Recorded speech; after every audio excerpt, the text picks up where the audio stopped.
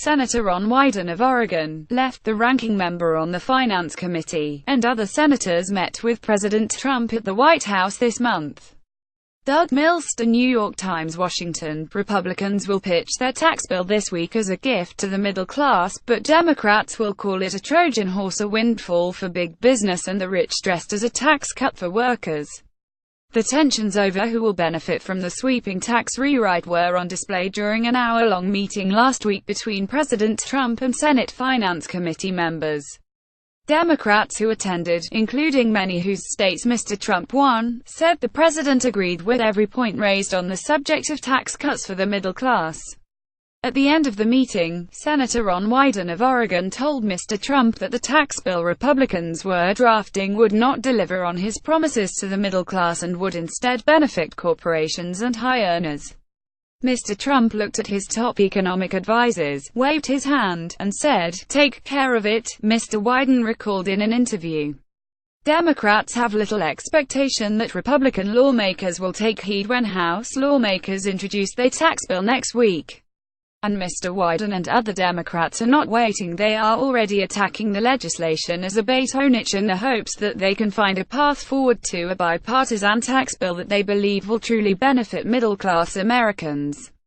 "This is a middle-class con job," Mr. Wyden said. Democrats hope that by killing the Republican bill, they can work with Mr. Trump to create bipartisan legislation that achieves a middle-class tax cut.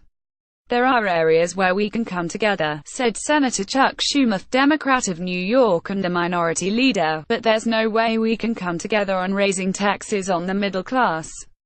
That's the Achilles heel of their bill." Republicans are putting the middle class at the forefront of the discussion of their plan to pass the most sweeping rewrite of the tax code in a generation. Their primary claim is that cutting taxes on businesses, including reducing the top corporate tax rate to 20% from 35%, will generate large wage gains for American workers. The House Speaker, Paul D. Ryan, Republican of Wisconsin, told reporters on Thursday that the entire purpose of this tax bill is to cut middle-class taxes. But he warned earlier in the week that, to meet Democrats' demands to avoid cutting taxes on corporations and wealthy individuals, we would basically have to destroy the growth elements of this tax reform plan. Republicans argue that lightening the tax burden on businesses will generate economic growth to help offset the cost of the plan.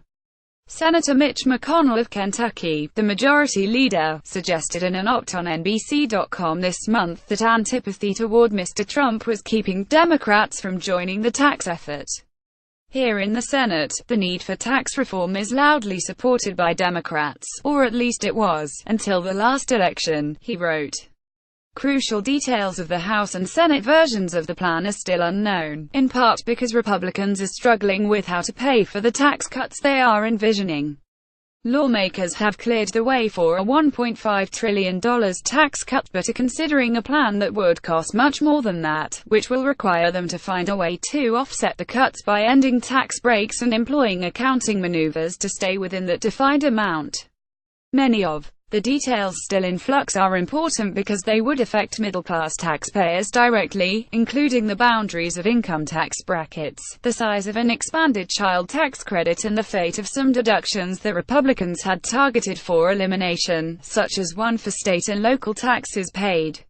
A framework for the plan, released by Republican leaders in September, calls for cutting corporate rates, nearly doubling the standard deduction for individuals and couples, reducing the number of individual income tax brackets to 3 or 4, from 7, overhauling the way in which the United States taxes multinational corporations, and taxing so-called pass-through entities, which are businesses whose owners pay taxes on profits through the individual tax code, at a rate of 25%.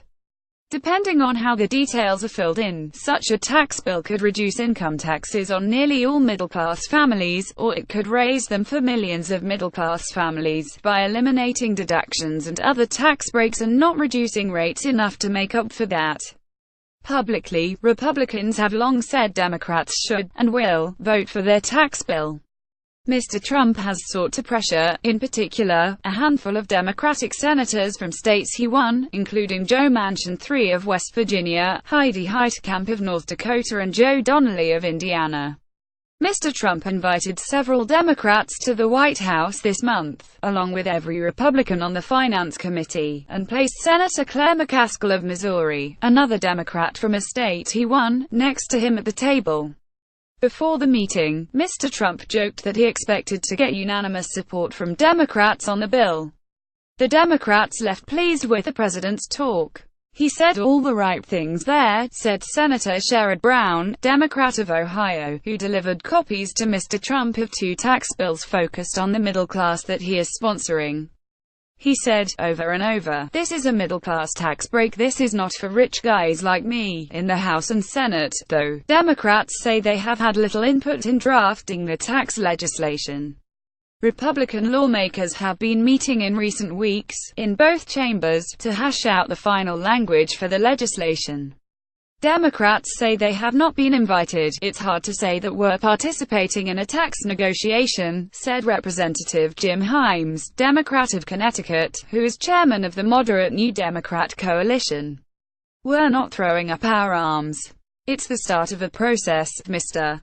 Himes and Democrats on the House Ways and Means Committee, including Susan Delben of Washington and Richard E. Neal of Massachusetts, the committee's top Democrat, said they have discussed the bill with the committee chairman, Representative Kevin Brady, Republican of Texas.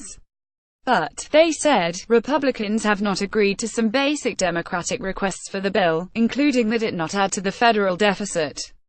Past overhauls of the tax code have been marked by bipartisanship, most recently in 1986, when Democrats such as Senator Bill Bradley of New Jersey joined Republicans such as Senator Robert Packwood of Oregon in delivering a bill to President Ronald Reagan. In recent years, Mr. Wyden has written two sweeping tax overhaul bills with Republican Senate colleagues, first with Judd Gregg of New Hampshire and then with Dan Coats of Indiana, who is now the Director of National Intelligence. Some pieces of those plans are echoed in the Republican framework this year, including the consolidation of income tax brackets on the personal side, and the expansion of the standard deduction. Mr. Wyden's plans propose to nearly triple it. But Mr. Wyden is sharply critical of the bill Republicans are drafting now, which he said includes gifts to big businesses and the wealthy, funny math for budget scoring that will assess the cost of the plan, increased deficits and a bunch of false promises to the middle class. He said he hoped that the bill would collapse and that Mr. Trump would turn to a bipartisan effort centered on the middle class instead. A version of this article appears in print on October 30, 2017, on page A11 of the New York edition with the headline "Democrats say tax bill is bait on middle class."